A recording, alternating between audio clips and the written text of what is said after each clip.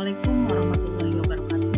Kita bertemu lagi pada mata pelajaran Produk Kreatif dan Kewirausahaan. Pada materi kali ini kita akan membahas mengenai indikator keberhasilan produksi massal. Pada pembahasan kali ini, kalian dituntut untuk memenuhi beberapa kompetensi dasar, yaitu menentukan indikator keberhasilan tahapan produksi massal, membuat indikator keberhasilan tahapan produksi massal. Ada 7 indikator penting dalam keberhasilan sebuah produksi massal. Sebuah produksi massal memiliki indikator yang menentukan sebuah produksi massal tersebut dikatakan berhasil atau tidak. Ada beberapa indikator yang menjadikan sebuah produksi massal itu berhasil. Dalam sebuah perusahaan yang menjalankan produksi massal, perlu memperhatikan indikator keberhasilan dalam produksi massal untuk membantu perusahaan dalam melakukan analisis proses manufaktur yang dijalankan. Indikator ini dapat digunakan sebagai pengukuran keberhasilan relatif dari sebuah proses manufaktur. Apakah sudah mencapai target dan tujuan yang sudah ditentukan pada saat perencanaan sebelumnya atau belum? Yuk, sekarang kita simak penjelasan mengenai 7 indikator keberhasilan dalam produksi massal yang dapat kita gunakan dalam melakukan analisis dan mengukur keberhasilan proses manufaktur dalam sebuah perusahaan yang dikutip dari Leading Edge Group. Apa saja sih 7 indikator keberhasilan produksi massal tersebut? Yuk kita lihat. Yang pertama adalah jumlah produksi. Yang kedua, reject ratio. Yang ketiga, kecepatan. Yang keempat, memiliki target atau capaian. Yang kelima, lead time. Yang keenam, overall equipment effectiveness. Yang ketujuh, downtime. Kita lihat penjelasan. Apa sih yang disebut dengan jumlah produksi massal? Indikator pertama yang membantu untuk menganalisa keberhasilan produksi massal adalah jumlah produksi atau produktivitas perusahaan yang diperoleh dari produksi massal. Sebuah produksi massal dilakukan dengan tujuan untuk menghasilkan produk dengan jumlah yang besar dan juga terstandarisasi. Dalam hal ini, jumlah produksi yang dihasilkan dari produksi massal menjadi salah satu indikator yang menggambarkan apakah produksi massal sudah mencapai target yang ditentukan atau belum. Jumlah produksi ini dapat dilihat dari total jumlah produk yang dihasilkan pada setiap shift, setiap pekan, atau setiap dilakukan pergantian mesin. Pada banyak kasus yang terjadi di perusahaan, biasanya jumlah total ini dibandingkan dengan antar shift sebagai salah satu pemicu persaingan antar karyawan. Di sisi lain, hal ini sering dengan tujuan perusahaan meningkatkan produktivitasnya. Yang ketiga adalah reject ratio. Produk reject merupakan produk yang tidak memenuhi standar kualitas barang yang sudah ditentukan oleh perusahaan sebelum melakukan proses produksi. Jadi kualitas itu sudah ditentukan sebelumnya, harus seperti apa, harus bagaimana. Misalnya dimensinya harus 4x4, ternyata pada saat proses produksi yang dihasilkan adalah 3x2. Nah, itu termasuk tidak sesuai dengan standar. Dalam sebuah proses produksi menjadi hal yang sangat biasa saat terdapat barang atau produk yang reject atau produk yang rusak dan tidak memenuhi standar kualitas produk yang sudah ditentukan. Namun, rasio dari reject ini perlu diperhatikan karena jika rasio barang reject terlalu tinggi akan mempengaruhi laju proses produksi dan berpengaruh pada jumlah serta kualitas barang yang diproduksi. Reject ratio merupakan kebalikan dari direct acceptance ratio.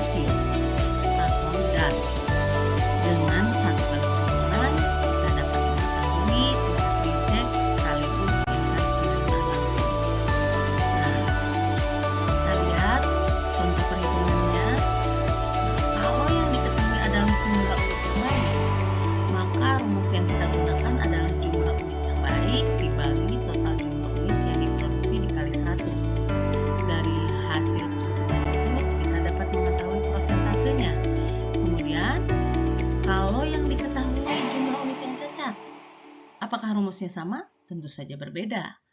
Ya, kalau yang diketahui adalah unit yang cacat, maka rumusnya adalah 100 dikurangi jumlah unit yang cacat dibagi total jumlah unit yang diproduksi dikali 100. Nah, begitu ya. Nanti kita coba kita kerjakan rumus ini dengan menggunakan salah satu kasus. Tapi nanti setelah itu selesai menjelaskan. Yang selanjutnya adalah kecepatan atau rate. Kecepatan atau rate dalam proses produksi juga menjadi salah satu indikator yang mempengaruhi keberhasilan sebuah produksi massal. Kecepatan yang rendah akan berpengaruh pada profit yang akan diperoleh perusahaan. Perusahaan dapat mengalami penurunan keuntungan saat tingkat kecepatan yang digunakan terlalu rendah. Sedangkan tingkat kecepatan yang tinggi akan berpengaruh pada kualitas produk yang dihasilkan. Hal ini menjadikan kecepatan dalam proses produksi perlu memiliki tingkat kecepatan yang konsisten. Jadi nggak boleh tuh hari ini cepat, besok lambat, nanti lambat lagi. Nah, itu jadi mempengaruhi ya, sesuai dengan kecepatan yang sebelumnya sudah ditentukan. Jadi ketika akan merencanakan kira-kira berapa hari ini kita bisa menghasilkan 1000 sepatu misalnya. Nah, itu sudah dihitung. Per orangnya bisa menyelesaikan berapa, kalau ada 100 orang bisa menyelesaikan berapa. Jadi itu betul-betul sudah dihitung, makanya kecepatan ini harus selalu konsisten. Sehingga perusahaan perlu mempertimbangkan dalam menentukan laju kecepatan dalam produksi massal untuk dapat menghasilkan produk yang tetap berkualitas sebagai salah satu yang menentukan keberhasilan sebuah produksi massal. Selanjutnya adalah memiliki target atau pencapaian. Kira-kira apa ya maksudnya? Tentunya setiap perusahaan pasti sudah memiliki target atau capaian yang ingin dituju dalam jangka waktu tertentu. Misalnya, pihak perusahaan sudah menentukan berapa keuntungan yang harus dicapai dalam jangka waktu 3 tahun. Apakah sudah balik modal atau belum? Ya, termasuk target dari proses produksi yang dilakukan di sebuah perusahaan. Target ditetapkan dengan menentukan keluaran atau output, tingkatan produk, dan kualitas produk. Adanya target yang ditetapkan oleh sebuah perusahaan ini untuk mendorong karyawan dalam mencapai target pada setiap kategori yang sudah ditentukan. Yang kelima adalah take time. Sebuah proses produksi massal yang memberikan keuntungan efisiensi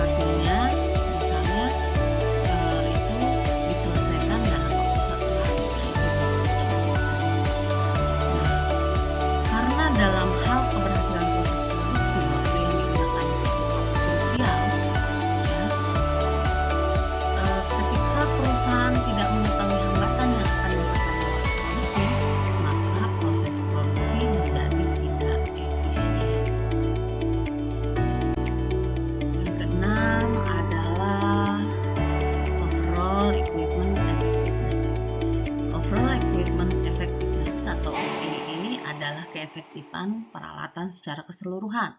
OEE menjadi salah satu indikator keberhasilan sebuah proses produksi karena ini akan membantu produsen dalam mengetahui dan mengidentifikasi apakah peralatan yang ada dalam proses produksi sudah dimanfaatkan dengan efisien. Peralatan secara keseluruhan mulai dari sumber daya manusia, mesin, dan peralatan yang mendukung proses produksi dipastikan digunakan secara efisien, tidak mengganggu proses produksi. Yang selanjutnya adalah downtime. Downtime pada jalannya proses produksi ada waktu di mana pengoperasian dihentikan. Yang ini biasa disebut dengan downtime atau waktu berhenti. Downtime ini terjadi dengan tidak direncanakan karena ada beberapa hal yang menjadi sebab, misalnya karena perbaikan mesin, kerusakan software dan hardware,